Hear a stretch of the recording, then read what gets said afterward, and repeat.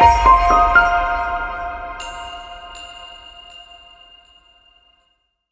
right, the time is 4:30 and we will open the Public Utility District of Skagit County Board of Commissioners meeting for January 23rd. Ask that you join me in the Pledge of Allegiance. I pledge allegiance to the flag of the United States of America and to the republic for which it stands, one nation, under God, indivisible, with liberty and justice for all. All right, so at this time, I would look for a motion to approve the consent agenda. I motion that we approve the consent agenda, items 1 through 4. Second. Motion a second, all in favor? Aye. Opposed? Consent agenda is adopted. Looks like we're gonna jump right into fourth quarter 2023 financials and Ryan. No.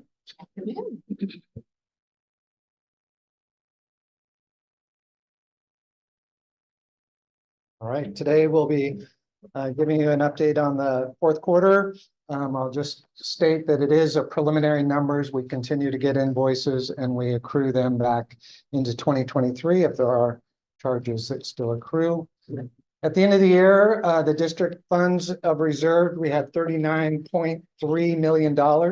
This includes all of our final draws for the loans that we took out for various capital projects during the year and the transmission project in general. And from now on, we'll be spending down these reserves for the CIP for the coming year and there's about 32 million in the general revenue fund and another 5.5 million in system development funds, and then about $2 million for debt service. During the year, we invest that with the state, Washington State Local Government Investment Program. It's a short-term investment portfolio, less than a year.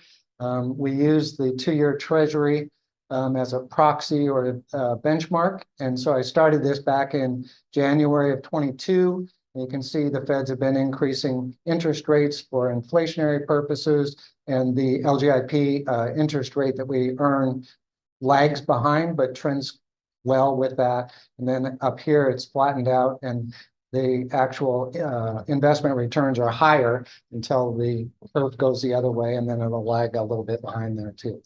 In December, we had $36 million invested with the state. We earned 5.43% interest in December, which works out to be about $180,000 a month. And for the year, we had about $1.8 million of interest income in 2023. So all this money goes either to operations or capital expenditures, and it helps keep all the expenses down and our rates down for the future.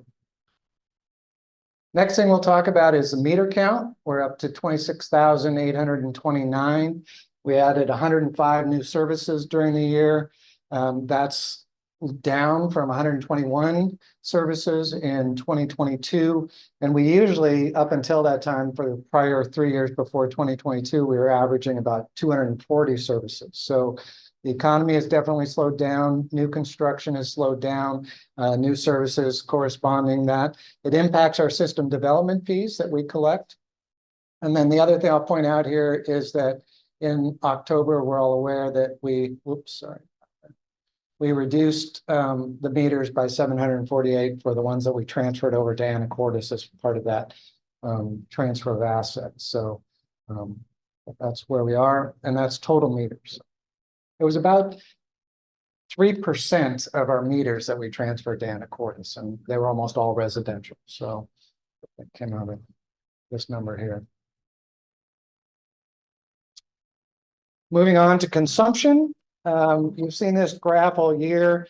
We have 3 years of consumption here for comparison, 21, 22, and 23. And again, for the first 5 months, all the way through May, we were right on the prior years and based on weather and billing cycles. It wasn't until June that we had a big spike here for the dry weather. And also it continued on, but the variation, I just really wanted to highlight the variation for weather, but also billing cycles. So each year we set up the billing cycles based on the calendar, based on holidays, there's no bill weeks and then billing weeks, and it slowly moves forward. And so it might be that last year, one of these months was here and now it's here. And then again, it just creates this variability in the overall. Fidalgo transfer was right here. So this was our last billing cycle with Fidalgo, so October. And so that'll show up in these later months. It definitely impacted November, but December, we were back up. So variability. The other variability is going to be all the inclement weather in January. So we have a lot of leaks. A lot of water was consumed to keep your taps open during the night. So January will be interesting to see how we did. Overall consumption was up 4.7% over last year. On the revenue side, again, it's 3 years of data, 21, 22, and the bar graph is 23. We were above the prior 2 years in almost every month except August, which was really big last year, and also in October and November, where we had some either different billing cycles and dry weather, but this continued on. We ended up 8.7% higher than last year on the revenue side. So overall water sales were just under $32 million.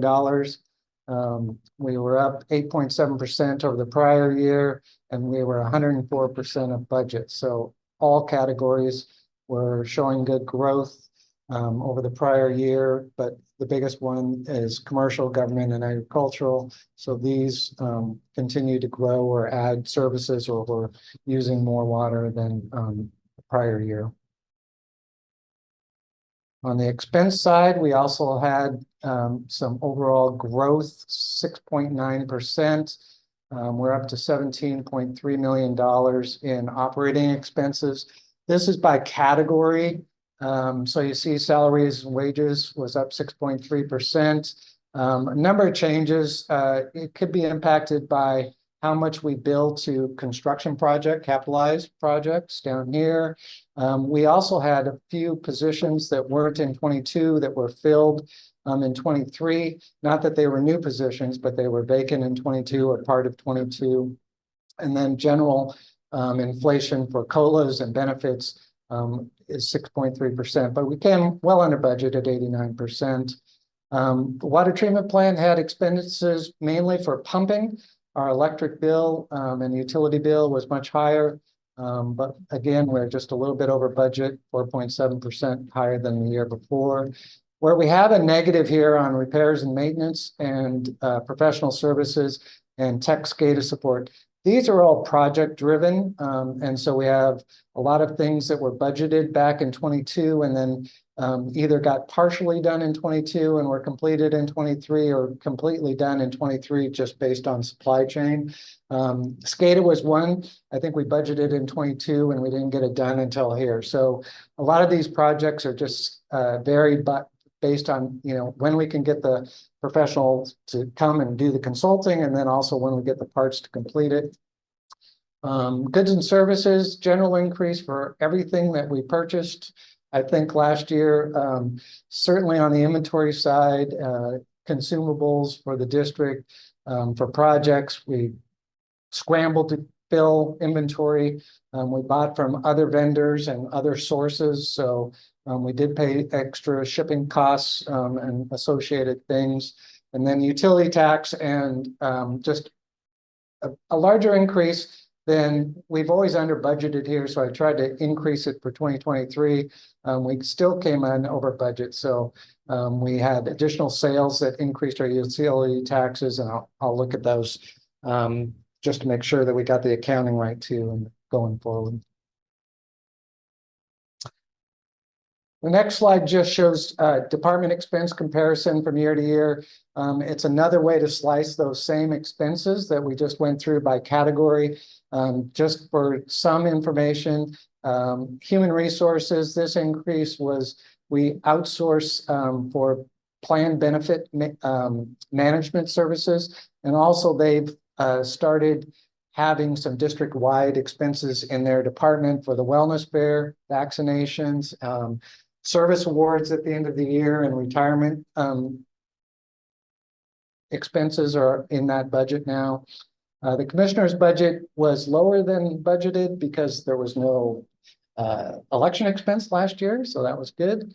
Admin budget is mostly increased by the increase in insurance costs.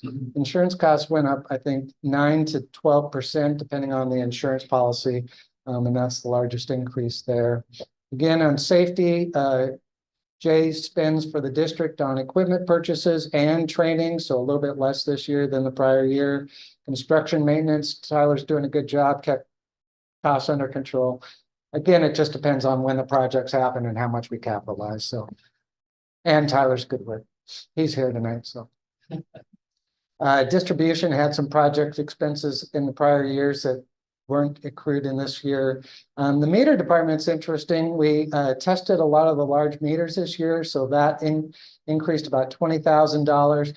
And then Beacon system is based on a per monthly charge, which went into effect. And so we're seeing a monthly charge for all of the meter that gets expensed to that department. Let's see, information technologies. This was driven by projects that they did during the year and also additional cybersecurity and infrastructure security projects that have been implemented and software costs that continue to go up. And on the engineering side, we had come to you before to increase the budget for the cross-connection incentive program. So that was part of this. And also we have some additional costs for consulting and project construction management because we did not fill 2 positions in engineering, so we've outsourced that, and that shows up in some of their project costs here and some consulting costs. So that's but overall we're under budget as a district as a whole, and so some of these costs are just a little bit cyclical and timing based on the year that the projects were. Just a quick question. Yep. You said Beacon for the metering department. Is that how you do the remote reads? Yeah, it's the interface that, so they go out and it takes the data from the reads and then it takes the meters, and depending on the meter, it calculates the consumption from those. And that is that on an annual contract, but per monthly Monthly based on how many meters.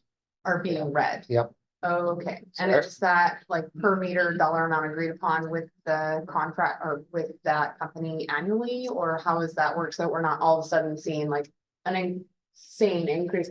There's a lot of companies, like I know that Wonderware and a few other SCADA server providers are changing from like you buy the software and you own it to a subscription base that's gonna cost. It's very unexpected as to how much your increase is gonna be each year. Yeah. So I don't know how that would relate there. To be honest, the Beacon was implemented without our input, and it was the end result of having Badger meters.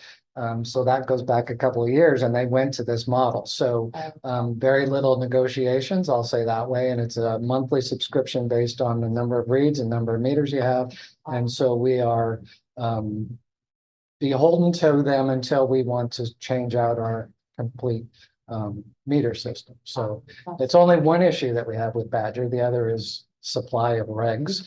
And so it's, yeah, you're buying in for the long term. But Have we seen any really drastic increases in their service fees for that per meter cost? no, that's Or has it pretty been relatively new. I'll need to get back to you on that. It's just curious because things have changed a lot in the Yeah. software industry. So I'm just, Yeah, it's a concern. You're right. It's a concern. But we have 26,000 meters and it works out to be pennies on the meter per month. okay. But again, it's like you're saying, how much is it going to increase? And we are definitely tied to them. So we need to be aware of that too. I'll have to follow up though and get that. Sorry to digress. Yep, that's all right.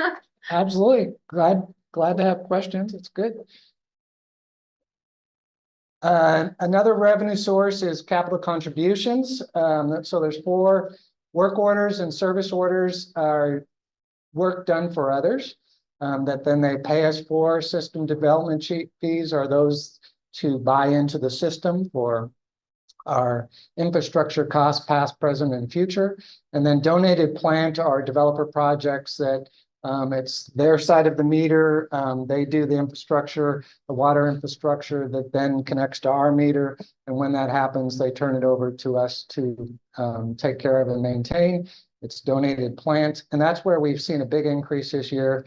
1.5 million of the $3.1 million is all in donated plant. You can see it's substantially higher than the prior 2 years. And budget system development charges, we anticipated a slowdown, and we pretty much trended to the budget and a little bit less than last year. But overall, capital contributions up 30% from the prior year. So it all really showed up in donated plant, which isn't revenue per se, but it does add to our asset base. Cash flow summary. You can see total revenue. This is water sales plus any other revenue that we have. Mainly interest is the big add here. It goes up to $36.2 million, 11% increase. Our expenses were up less than that, 7% increase. And then capital. Last year was our biggest year. 2022 was our biggest year of capital, almost $26 million. I forecasted $21 million in September. We exceeded that. We're up to just under $23 million. And this number is the one that will grow of all of the numbers that I'm showing you tonight, because we'll continue to get invoices for the next month or so from contractors. And as long as the invoice and the work was done in 2023, we accrue those back to that year per accounting. So that number should go up a little bit more. Debt services increase for those loans that we've now received all of. Next year, we have total debt service will be about $4.8 million. So we're just almost at the peak of that. The deficit is just how much we've spent on capital versus what we had. And so you see reserves are still very high, $39 million. It's down slightly from last year, $40 million, which should probably be the high that we have.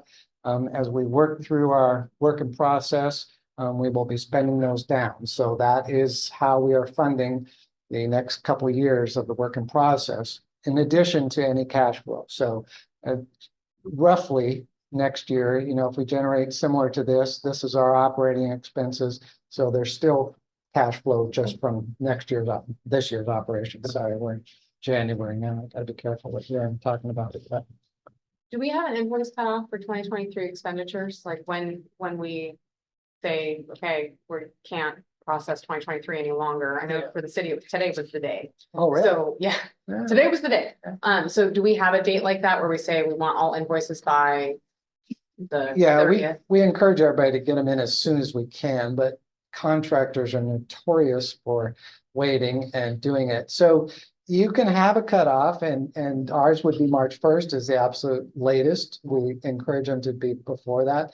And as we go through January and February, we will be doing it. But the auditors still want you to put it back into the proper accounting year for when the expense was done. So if someone turned one in March, we would have to put it back there if it all applied to that. And we have, everybody goes and looks through their AR and looks for anything that could be missed and anything. So we do get late ones, but it trickles off from now on. The biggest one is Comer, and they turned in their December one already. So the capital expenses should be, getting pretty close at that $22 million or so. It's not a great number from them. Materiality, I guess, is the other thing. The last one is just, again, some of those capital projects. So on the left-hand side here, the 22.9 million, this is the kind of categories that we use internally for each of these projects. Big year for developer projects, almost $2 million.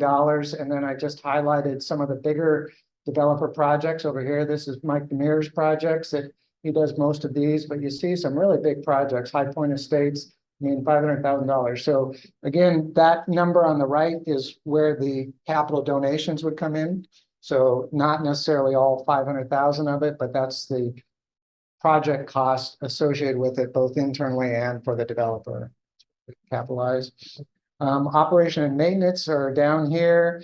I just listed a couple of the bigger ones up at the SRD.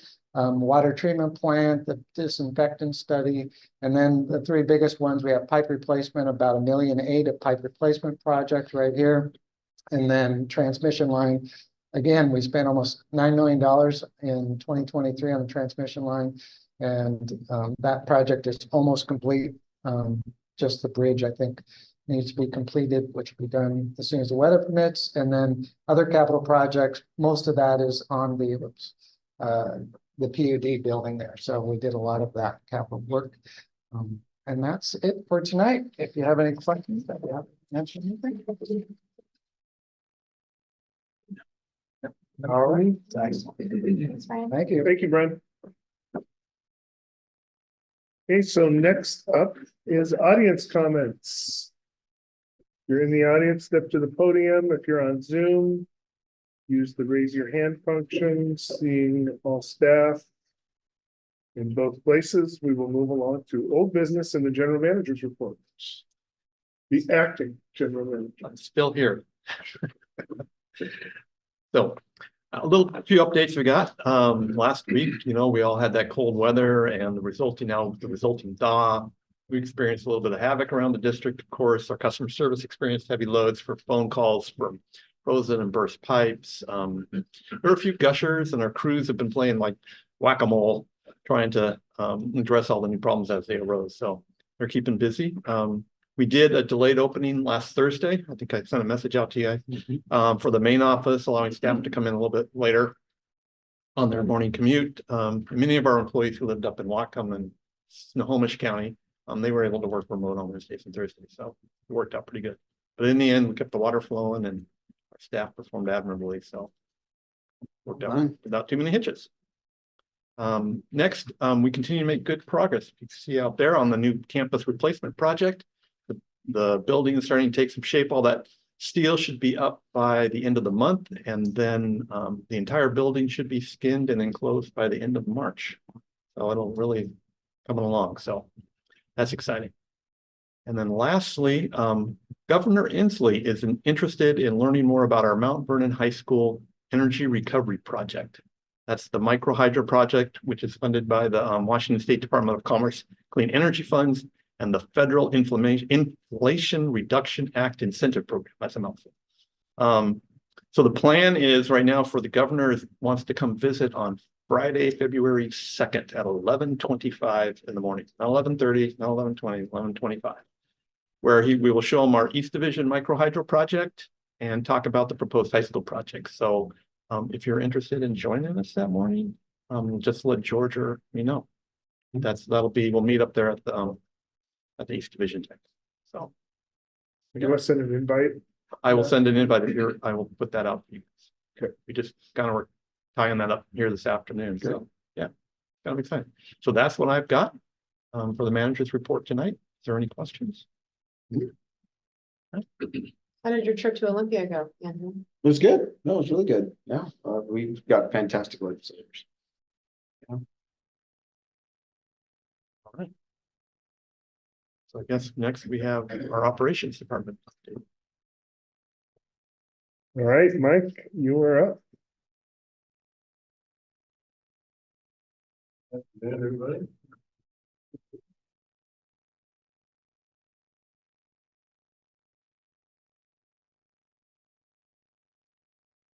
So this is just more of a picture view of vouchers of what's been going on the last few months. Kind of let you know what's been going on the last few months. Yeah. Sometimes it's a little bit boring, but sometimes it's good to see what the words mean in pictures here. So I'll start with the water treatment plant and kind of look back on last year's water usage and kind of how the graph is falling and what the reservoir looks like now. So you can see here's about where the transformer died in late July, early August. And then you see where the reservoir starts going to the free fall over summer right there because of it. And then early October, when it came back online, back to pumping again, and then starting the increase in the reservoir level again. So leading to like, this is what it looks like as of last week, the very end of it. Here, we're starting to peak back up again now the last couple of days because of the rainfall and the snow melt. But on a shorter 6-month scale, you can see where it, or excuse me, the yearly scale, you can see where, how dramatically it dropped when we weren't pumping. And now we're outside basically of the 5-year curve is what the green area is. So we're a little bit below our 5-year average. But when we pumped, we came back up again, still fell below, and right now we're still riding a little bit below. But with a week like this week, this is exactly the kind of weather we need, a slow snow melt. Quarter, half inch of rain every day for a week or something will do us a lot of good. So this is the type of weather we need. And again, like looking at last year too, you can see where it kind of falls off in the wintertime. When you have a drier winter, we're not taking in stream water. We had a good drop there as well. So this week is good for us. And again, talking about the vouchers, as Brian said, some of those higher price projects came in, like the PLC and the SCADA upgrades that happened at the treatment plant. We didn't get the parts for the 2023 project until December. So the project literally got done the last month of the year that it was budgeted to get done. And on top of that, we had some SCADA alarming and audible alarms added now. So with Jay's help, now we have hazardous alarms inside the plant. If there's an ammonia leak, a CO2 leak or chlorine, anything like that downstairs, there's audible alarms plus something at the operator station, which was something we didn't have before. Good safety features there. And then now also IT was able to get our LIM software installed later part of the fall of last year. Again, waiting on vendors and server software and hardware and things like that. But all that came together at the end of the year. And this is going to allow us to start sending the reports from the treatment plant, from the lab and from Jamie and so forth right to the state electronically. Plus it gives us a electronic record of all that stuff instead of clipboards and Excel files and stuff like that. So this is going to be a big step for us too. It's almost like a CityWorks aspect for the treatment plants, many Excel files and daily logs, all that kind of stuff. Do you know if that's operator 10? Is that what they decided to go with, or did they decide? I'm not sure. They call it LIM software. I'm not sure what the name of that fully thing is. I'm sure it's something like you said, what to pay a yearly maintenance fee on. Like any other software. So then distribution, I'm not sure if this falls into Brian's spreadsheet once we look in here, but I want to show you kind of a map on the anacortes consumption. We got an email from Brian McDaniel the other week, and he was concerned about the meter readings that they send to us. We had a little red flag come up, and in September we used 8 million cubic feet of water from the city of Anacortes. And again, looking back at the graph, it's mostly because of the interties being on that we took water during the transformer being down and that we weren't pumping water. So we're mitigating our own usage with Anacortes. October, once we started pumping again, then of course our consumption from Anacortes went down. And November, once we shut off the Anacortes meters out at Fidalgo, it dropped again in November. And then December dropped again, and Brian thought something was going haywire. He was getting hosed. So he wanted to know why we quit using 8 million and went down to 7,000. So looking at our connections we used to have out at Fidalgo, we had the one out by the country corner by the roundabout on SR 20. That was the main feed that fed the Gibraltar pump, that fed the reservoir, that basically fed the entire island. We have a meter there on Satterley Road, a meter on Thompson Road, and there was a meter on Smilk Bay. So those meters right there basically fed the entire Fidalgo system that are now no longer, as of October, on the radar. We also had a meter out here at Twin Bridges Marina that is still active. And then we have the meter at Bayview Industries, we still have, which I think Mark and we've talked about service area boundaries and things like that. Some of these gray areas where who's serving who. We have the connection with Anacortes at Fredonia, right by the Sierra Pacific Mill. And we have one at Lefebvre that feeds up into Higgins Airport Way. If there's a fire, these are both set just like 5 or 10 pounds behind our system. So if there's a lot of demand or a fire in any of these areas, those will come on and feed water. So our anacortes meter readings can vary based on those situations. If something comes on, sometimes those meters will run and consume water without us knowing it, just based on a high demand. And that's what they're there for. And then there's the one at Bennett Road that we turn on in the summertime. And we turned on when we had that 8 million cubic feet we used. These are the two main interties off the anacortes line that feed Mount Vernon, Burlington out west. And this one also feeds out west at Lefebvre if need be. So these are the two we only turn on purpose when we need to mitigate water, like when the transformer was down. And then these can feed at any time, basically based on demand. So that's why our anacortes consumption things will go up and down. But it'll be more towards the 7,000 now. Then everything else is shut off after the transfer. So again, looking at the graph, you can see where the large consumption was when we dropped off. The plant not running there, the SRD not running. Amelia's mostly just last year. We helped out again with the Legionella study. Nothing found in our water, but we helped contribute to the national study for Legionella. No findings of our own. Continued with lead and copper testing. We had negative PFAS tests and Alger, thank goodness. And now every 3 years, we are required to test for PFAS in all of our systems. Have all of our systems been tested once then, or? No, the only things that have been Just tested are Marble Mountain and Alger. Okay, Now, is that now written into the permit or is that? I think so now, as of the UCMR and stuff comes into effect, I think this fall, and the PFAS is now once every 3 years for all of our systems. Yeah, I think starting this year, yes. And then our population went up a little bit, so now our coliform testing, we used to do 80 samples a month, now has gone to 100. So we're going to incur a little bit more cost, a little bit more time, just doing our routinely monthly testing as well, just because our population growth. So as Kevin mentioned, we had a lot of broken pipe and leak calls the last week or so, still getting them. We got a call at 3:30 today. There's water coming out of the sidewalk in front of Hagen's in Burlington.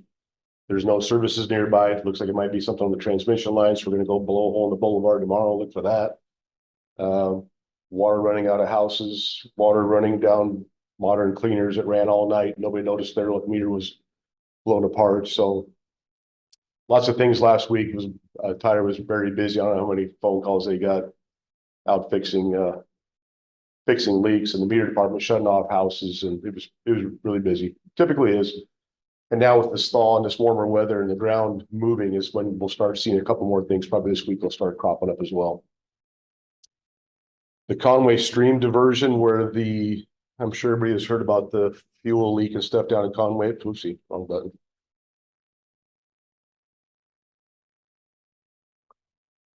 The stream got realigned. This is where the going up the highway towards the Conway School there. There's now, I don't know if people have been down there, but there's now almost like 1.5 acres. This is all 8x8 timbers, as you can see.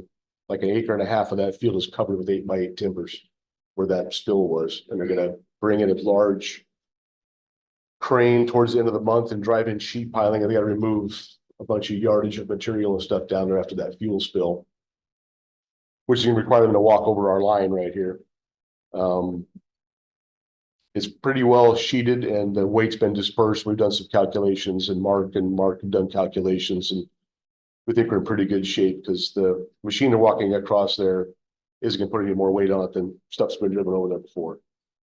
But something to look at. We're gonna be down there, be vigilant. We'll have guys on valves and make sure that when they do walk this big machine across there, if something was to happen, we're able to get it shut off and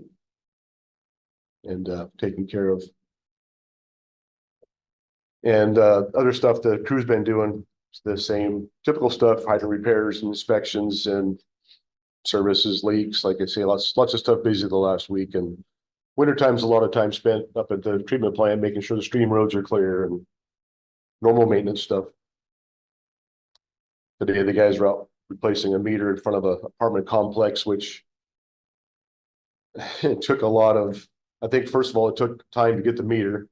And then you go line it up the project with the place, and then they cancel, and then line up another week, and then it snows and you cancel, then you go back, and sometimes these projects take 3 weeks to actually happen. But today it actually came together and happened for the guys.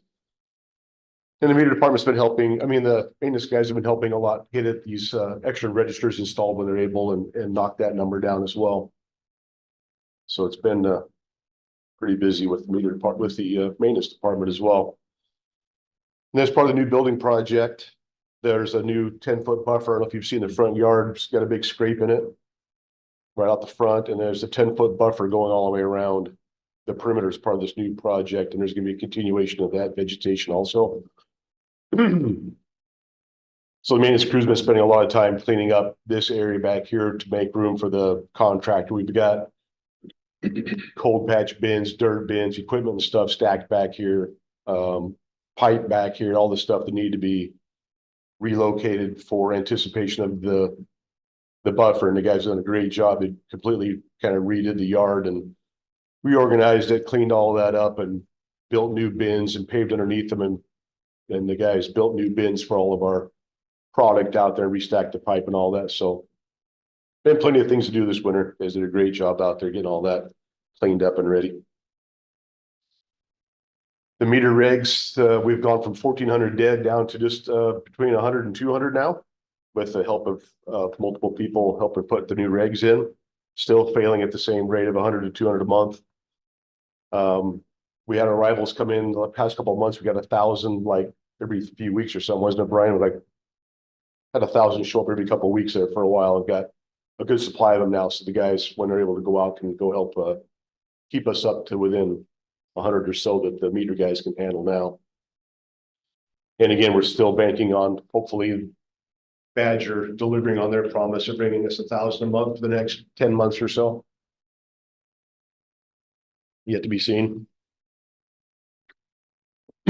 Then there's some operations projects that have been going on. The vibrating weirs on the outside of the dams they were pretty, well, I think they're original. The vibrating weirs, this instrument that hangs in here, has got a wire in there that literally vibrates and transposes into a signal that goes to a data logger that tracks the amount of flow, the water leaving the dams out through a calibrated notch in this device that knows how many gallons are going out from the dams in leakage. So we replaced those instruments. We looked back at the math, kind of did some more recalculations, and got everything kind of dialed back in from a new ground zero as of January 1st. Some control valves down at the SRD need to be rebuilt before the pumping season. We're probably going to pump, we're guessing 85% of our water, unless we get a lot of watershed water this winter. We'll probably be pumping the majority of our water out of the river again next summer. So we got two new pumps that are at the shop in Seattle, hoping to get those delivered, and we need to get them put in March is the plan. And as of April 1st, we might turn 3 or maybe even 4 pumps on right off the get-go if the water's good and clear, and pump early and try and get our reservoir level back up again early this summer. That's the plan. We had some raw water pump station valves. There'll be pictures up here in a minute that were apparently flawed from the beginning. They had some, what they called COVID springs in them. The manufacturer stated that they were potentially a bad casting when they were designed and built, and took us a while to work through the issues, and finally got that resolved a couple months ago, or the last month, I should say. Got a bathymetric survey coming up to overlay the one that we had done 4 or 5 years ago on the reservoir bottom. It's going to give us the contour, see if we have any kind of siltation coming up on where the river flows in. Potlatch RO replacement still going ahead. Transformer projects pretty well done, waiting for a couple parts on that. The vibrating weirs I was talking about, there's one located there, one there, and one down here. And again, those monitor how much continual leakage basically is coming through the earthen dam. Just monitored. Those flawed check valves are these big globe valves right here in the new pump station at the treatment plant. That's what the inside of it looks like. This disc seats up against the face on the other side of this. When the water shuts off, that makes the seal so the water doesn't go backwards back through the pumps. The face, these things right here, were spinning off of the shaft. Spring is located right in here. See there? And what has evidently happened is the spring did not remain tensioned against the backside of that plate. And the plates slowly were backing off of the shaft because all they had on was Loctite. So we had them removed, had the consultant come out and remove them on their dime. We took them over to Smiley's and had them stainless welded on there so they can't back off anymore. And that was the spring that was in there, and that's what a new spring looks like. So they were definitely not correct, not working correctly. But been fixed and back in service, and everything's working great now. There's a new transformer. Some of the parts we're waiting for are the cages that go over those connections. So if anybody's out there with an aluminum ladder in their hand and they drop it and make contact with those, it's going to be a barbecue. So there's some things showing up to cover those pieces there, and also a bus switch that goes on the inside that is going to be 24 volt or 12 volt. That if the power goes out, it will close those relays and keep getting damage from the intermittent voltage coming through when the power is different phases dropping, or however PSE turns it back on. One of the parts we're waiting for from a supplier is going to activate that switch, battery operated, rather than the way it was wired before on 110 volt that doesn't do any good when the power's out. We're waiting on those hopefully in the next few weeks, and we can close out that work order and drop that emergency declaration. We probably do it now. It's just a matter of waiting for the parts to get here. It's going to happen. New Vector arrived and it's in service. Some new tractors are on order. New excavator should hit the deck here any day. It's in Tacoma right now, getting the last couple fit ups on it.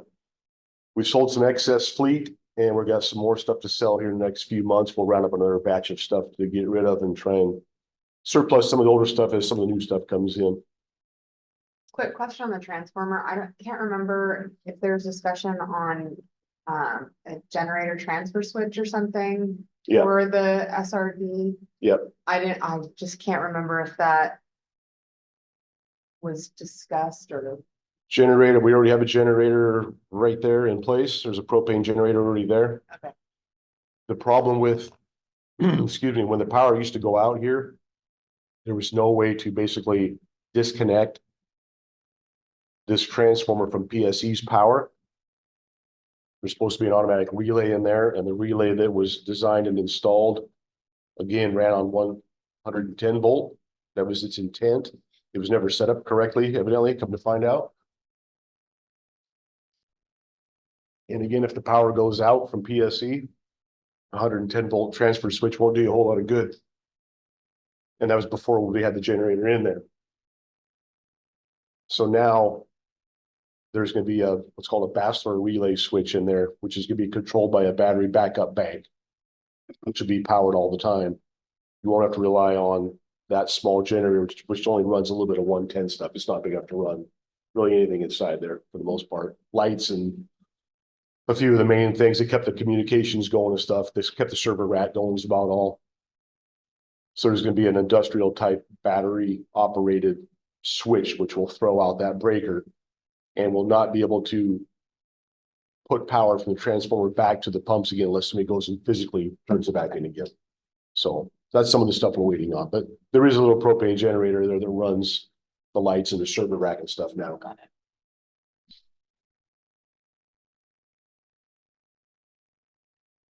There's a new Vector. Unfortunately, we've already got an issue with it. Last week, it started not engaging the PTO, so it's going to be picked up and taken to the shop this week and hopefully remedy that post haste by Kenworth. But pretty happy with it. It's 3 times the machine of anything we already have. It's pretty amazing and well worth every penny of it. The issue with it not going into the transmission mode is just it's an override security or a safety sensor in the transmission. There's no levers on transmissions anymore. They're just push button. So there's a electronic device in there that keeps it from doing something that's keeping it from hurting itself. That's a little too sensitive is all. So there you have it. Is there any questions? Very good. Yeah. Thank you. Thank you.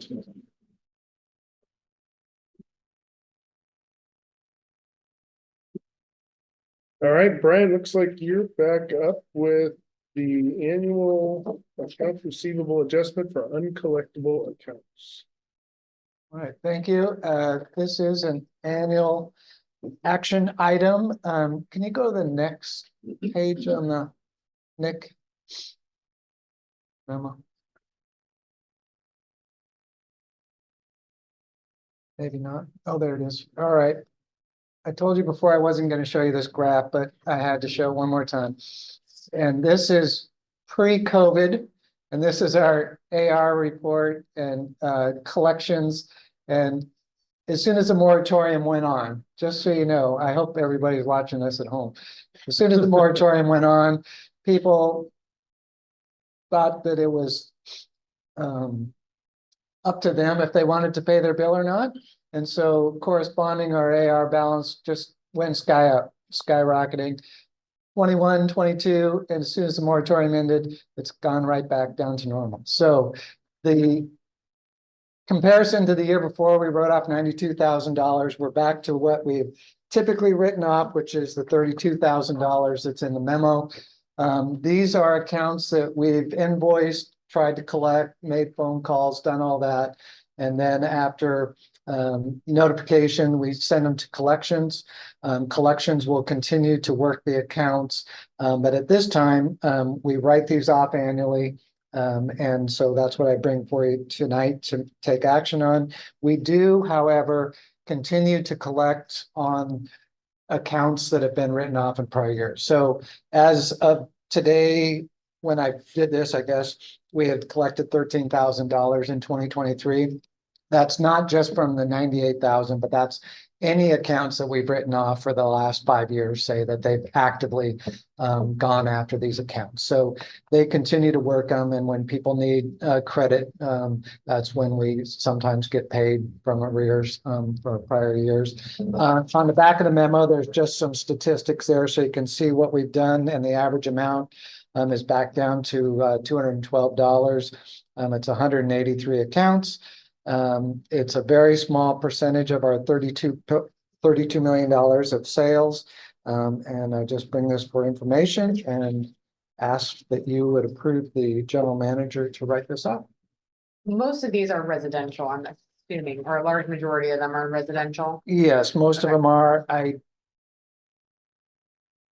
There could be a commercial account, but because we bill commercial accounts monthly, it's usually a small bill on a commercial account, but I can double check on that for you too. I don't have that off the top of my head. I motion that we authorize the general manager to write off the annual accounts receivable adjustment for uncollected accounts for 2023. Second. Motion and second, all in favor, signify by saying aye. Aye. Opposed? All right, we'll get that done. Thank you. So next up is Mark. So recommendation to award the pipeline relocation on State Route 20 at Olson Creek and pipeline relocation on State Route 9 north of Kalloch Road.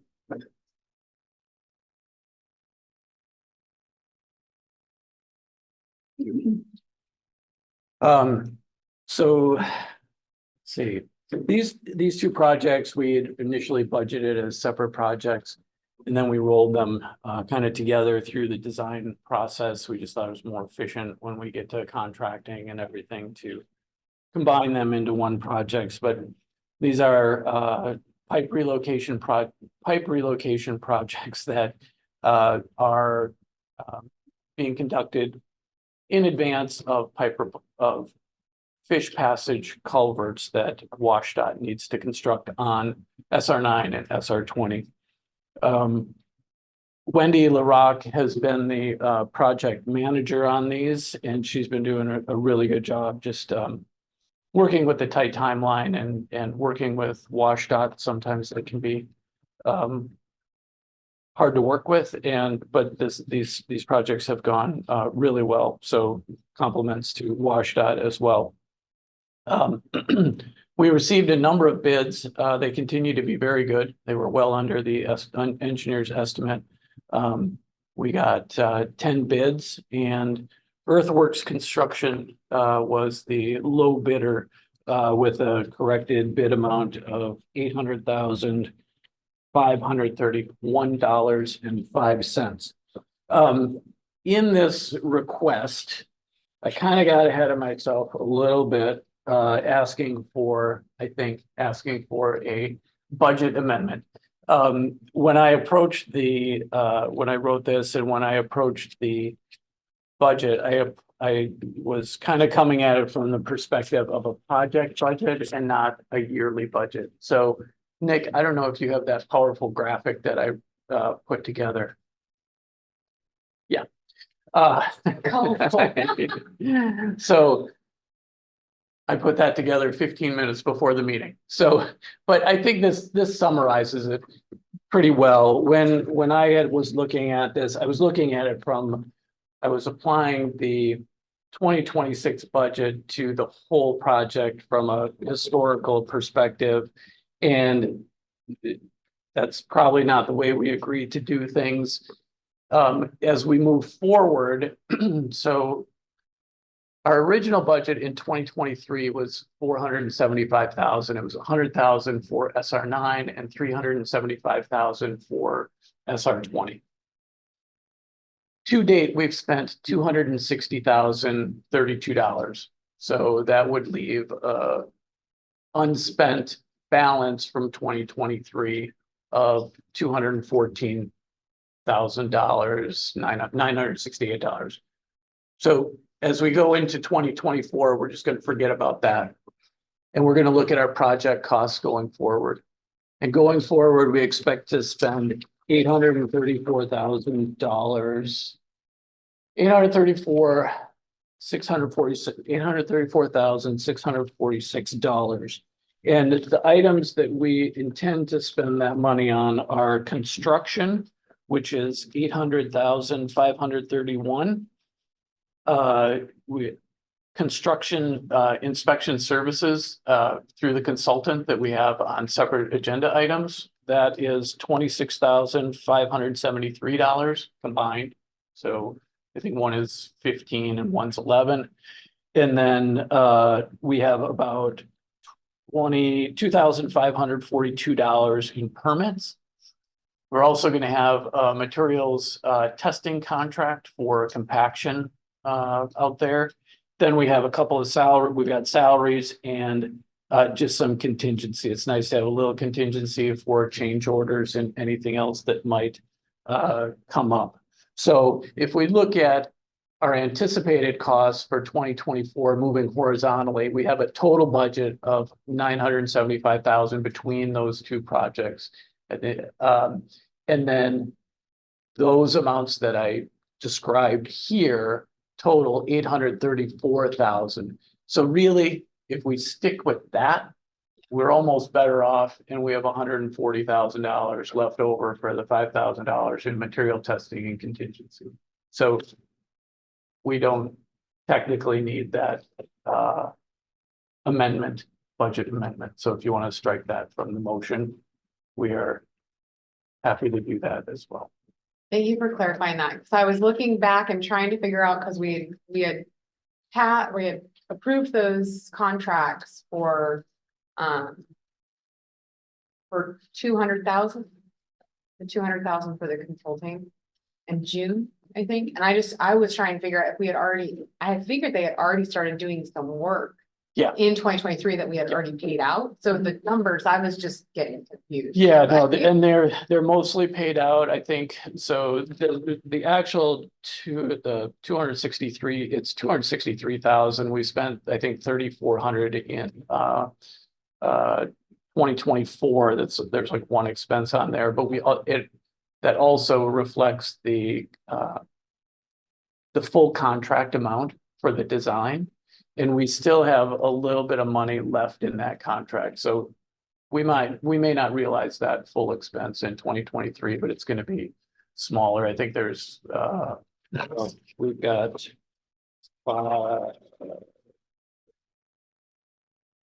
we have 7,700 on the SR20 project and 9,200 on the SR9 project that is unspent. It may not be spent. Okay. Some of it will be spent, but probably not all of it. So yeah, and then from my perspective, it's just, we've kind of gone back and forth between project budgets and annual budgets and just trying to get used to the method that we want to talk about it moving forward. Me too. No, that makes more sense, and I better understand what's going on with those projects now. Sure. So I would, if there's no further questions, entertain a motion to approve the contract. To award the contract with Earthwork Solutions LLC. So moved. Striking the 200,000 budget amendment. Correct. Yes, without that. I second. Motion a second, all in favor, signify by saying aye. Aye. Opposed? All right. Thank you. Contract is awarded. Let's see, next up we have. This is for. The same project with Aspect Consulting. Yeah, I think Mark probably could have covered this, but probably didn't want me to feel left out or something. So as you heard, we are just proposing a modification to Aspect's 2 contracts for these 2 separate projects to include construction services, since we're at the construction phase. Yeah, the budget is included in what Mark just presented. I mean, these contract modifications are included in that budget, so just requesting approval because the contract amounts are going to be over 120,000 each in total. And it's easier to just tag on to these contracts than to start new contracts for consulting services. Question mark. I just want to speak to the mic. Yeah, so in the original scope of services, because of the dollar amount, we need to advertise separately for these as well. Okay. And we included the construction services in the original advertisement and selection process. And so, yes, we've got one contract with them that was originally intended to include these as an amendment later on. Got it. Okay. Yep. Yeah, I think it's task, no, it's task 8, the construction services within their original contract. So we're just filling that in. So this one, I'm gonna ask, we're gonna need 2 separate modifications here. First one being for the pipeline relocation at SR9 north of Kalloch Road. With Aspect Consulting. In the amount of 11,305. So moved. Okay. Motion a second, all in favor, signify by saying aye. Hi. Aye. All right, on to the next one. This one would be a motion for modification of design contract at pipeline. For the pipeline relocation on SR20 at Olson Creek with Aspect Consulting in the amount of 15,268. So moved. Second. Motion a second, all in favor, signify by saying aye. Aye. All right, that one's done too. And next up, we have an amendment to the Cedar Valley Fire Hydrant Agreements. That's information. It is informational, okay. Well, They've gone ahead and signed that. I was just scrolling down the agenda, I didn't see that, was under information. Okay, so with that, there are a couple other usual information items in there. Anything under commissioner comments tonight? Just a double click on a great visit to on the hill. And then the actual walk through today on the hill is on the 14th. So that'll be interesting. It was a really good, it's nice to not have to ask for a lot of things and be very specific about the things that we're asking for. And I know that our legislators appreciate that. And it was just a reminder how fortunate that we are to have so many legislators that touch up against the district, who think very highly of the work that is done here. They know that we're shovel ready on a lot of the projects and that we're very good at our jobs. So as stewards of the funding that we do get from the state is well received, and so that those conversations are a lot easier to have than perhaps some of the our other district friends, and so we're very fortunate. Who all was there from our districts? Everyone but Senator Lovelet. Oh, wow. And then she could have been there and I just didn't see her, but it was, yeah, That's Well great. attended turnout. then. it was very well attended, yeah. I was busy, which was awesome. All right, well, with that, we will adjourn at 5:30 PM.